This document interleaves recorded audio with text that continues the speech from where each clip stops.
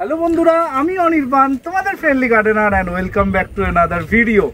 তো বন্ধুরা, আজকে একদম একটা অন্যরকম লোকেশানে আছি। তো ভাবলাম বাইরে আছি যখন, বাইরেই আজকে ভিডিওটা শ্যুট করা যায়। কারণ তোমরা ঘরের মধ্যে ভিডিও করতে দেখো, ছাদে ভিডিও করতে দেখো, আজকে একদম প্রকৃতির মাঝে আছি, দারুণ একটা লোকেশানে। তাই ভাবলাম আজকে সানডের যে মুশকিল আসানের এপিসোড, সেই মুশকিল আসানটা আজকে এখান থেকেই শ্যুট করা যাক। ঠিক আছে, এত সুন্দর একটা জায়গায় আমি আছি, দেখো চারদিকে সবুজ আর সবুজ, আর তার মাঝখানে মুশকিল আসানের তোমাদের প্রশ্ন উত্তর, যেটা প্রতি রোববার হয়ে থাকে, কি করে আমি মিস করি। ঠিক আছে, তো আজকে প্রচুর প্রশ্ন অ্যাজ ইউজুয়াল আমার কাছে এসছে, তো সব প্রশ্নের উত্তর দেব এক এক করে। তো আজকে প্রথম প্রশ্ন এসছে শম্পা মজুমদারের কাছ থেকে।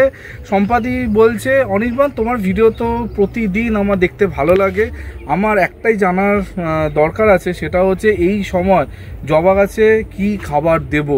থ্যাংক ইউ শম্পাদি এত সুন্দর একটা কমেন্ট করার জন্য। দেখুন, একটা কথা বলবো যে সবসময় আমি চেষ্টা করি প্রথম থেকেই সব ভিডিও আপনাদের জন্য করে দেওয়া।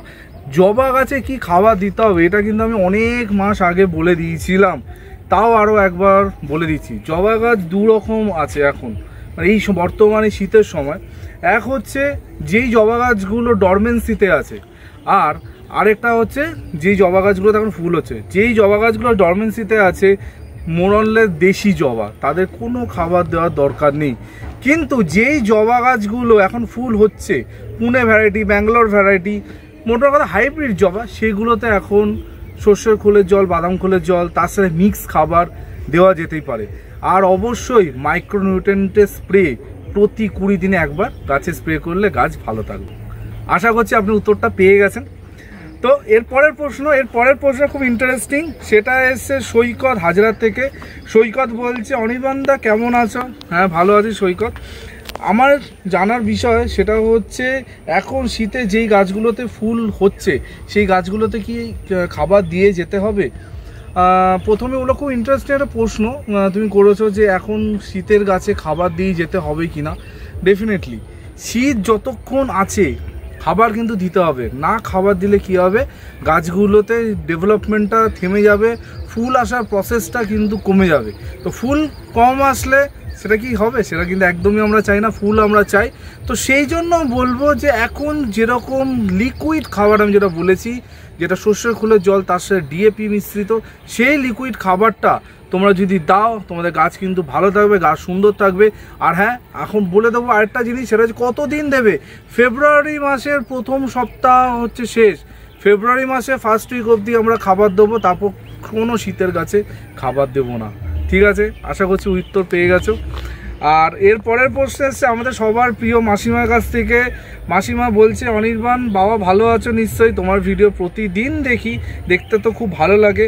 আমার একটা প্রশ্ন হচ্ছে, জবা গাছ তো এখন কিনছি না, কিন্তু এখন কি গোলাপ গাছ কেনা যাবে? কেনার সাথে সাথে কি রিপোর্ট করা যাবে? যদি তুমি বলো তাহলেই আমি গোলাপ কিনবো, আদারওয়াইজ কিনবো না। মাসিমা, প্রথমে বলবো না, জবা গাছ এখন কেনা যেতে পারে, ট্রপিক্যাল জবা অবশ্যই কেনা যেতে পারে, তার সাথে হাইব্রিড জবা অবশ্যই কেনা যেতে পারে, কোনো অসুবিধা নেই। হ্যাঁ, গোলাপ তো এখন যত খুশি গোলাপ কেনা যাবে, কিন্তু এখানে একটা কিন্তু আছে। গোলাপ যদি পিপি প্যাকেটে হয়, যেই প্যাকেটের মধ্যে গোলাপ আসে, সেই গোলাপ যদি হয়, তাহলে আমি বলবো রিপোর্টিং এখনই করে দিতে। আর যদি একটা 4 ইঞ্চি বা 6 ইঞ্চি টবের মধ্যে গোলাপ গাছ থাকে, তাহলে গাছটা ওরকম থাক, সেই গাছ কিন্তু বর্ষার আগে আগে আমরা রিপোর্ট করব, তার আগে কিন্তু রিপোর্ট করব না। বোঝা গেছে? এখন যত খুশি গোলাপ কিনুন, কোনো অসুবিধা নেই।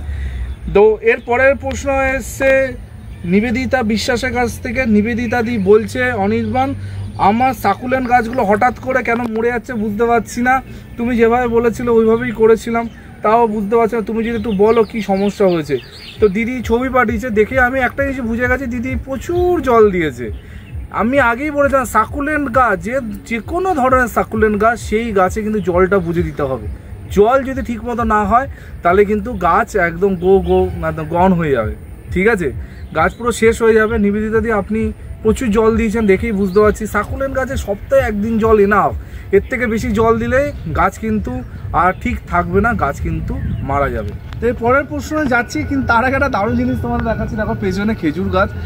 আমরা শহরাঞ্চলে খেজুর গাছ হয়তো মাঝে মধ্যে দেখা যায়, কিন্তু এইরকম খেজুর গাছ দেখা যায় না। খেজুরের রস একদম সংগ্রহ করা হচ্ছে, দেখতেই পাচ্ছ দারুণ কিন্তু।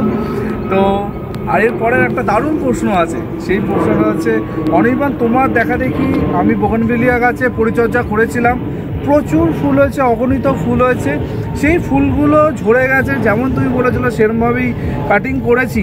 একটা বোগানভিলিয়া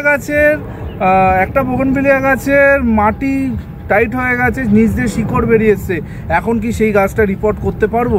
যদি বলো তাহলেই করব। ভালো থেকো, এইরকমই ভিডিও প্রতিদিন সকালে দিতে থাকো, আমাদের কিন্তু খুব ভালো লাগে। তো থ্যাংক ইউ সো মাচ। না, বোগানভিলিয়া গাছ এখন রিপোর্ট একদমই করা যাবে না। বোগানভিলিয়া গাছে রিপোর্ট করার ভালো সময় হচ্ছে ফেব্রুয়ারি মাসে পরে বা বর্ষার আগে।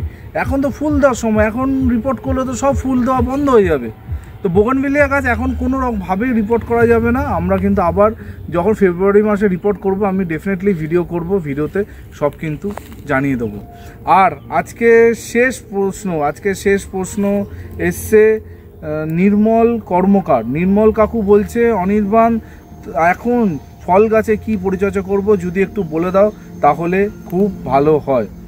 তো কাকু প্রথমেই বলবো ফল গাছে এখন তেমন কিছু করার নেই, কারণ আমি কিন্তু শীত আসার আগে একটা পরিচর্যা বলেছিলাম যে শীত আসার আগে কি গাছে খাবার দিতে হবে। সেই রকমভাবে যারা যদি খাবার দিয়ে থাকেন তাহলে এখন কোনো কিছু করার দরকার নেই, গাছ যেমন আছে ওরকমই ঠিক আছে। আমরা আবার পরিচর্যা করব ফেব্রুয়ারি মাসে, তার আগে অবধি ফল গাছে এখন কিছু করার দরকার নেই, কারণ ফল গাছ ম্যাক্সিমাম ফল গাছ ডরমেন্সির মধ্যে থাকে, এর মধ্যে খাবার দাবার দিলেই কিন্তু গাছে সমস্যা হতে পারে, ঠিক আছে। তাই ফল গাছ এখন কিছু করতে হবে না, ফল গাছে যা করার আমরা ফেব্রুয়ারি মাসে পরে করব, তখন করলেই গাছ কিন্তু সুন্দরতা হয়ে উঠবে, গাছ ভালো থাকবে। তো আজকে চেষ্টা করলাম তোমাদের যাবতীয় প্রশ্ন যেগুলো ইম্পর্টেন্ট প্রশ্ন আছে সেগুলো করার। এর অনেক বন্ধু আমাকে জিজ্ঞেস করে অনির্বাণ তুমি তো আমার প্রশ্ন উত্তর দিলে না। যাদের আমি প্রশ্ন উত্তর দিই না সেগুলো একদমই কমন কোশ্চেন থাকে, ওগুলো আমি হোয়াটসঅ্যাপে বা কমেন্ট বক্সে দিয়ে দিই। আর যেই প্রশ্নগুলো নিই সেগুলো মনে হয় একটু ইম্পর্টেন্ট, মানে 10 জন জানলে ভালো লাগবে। যদি আমি সব প্রশ্ন নিই তাহলে তো মানে ভিডিওটা 1 ঘন্টার হয়ে যাবে। তোমরা বলো 1 ঘন্টার ভিডিও তোমরা দেখবে? তোমরা কি 1 ঘন্টার মুশকিল আসান দেখবে? তোমরা কিন্তু দেখবে না। তোমরা সবসময় বলো অনির্বাণ ছোটো ভিডিও, তাই আমি চেষ্টা করি 10 থেকে 15 মিনিটের মধ্যে মুশকিল আসানটা রাখতে, যাতে তোমাদের সবার দেখতে ভালো লাগে।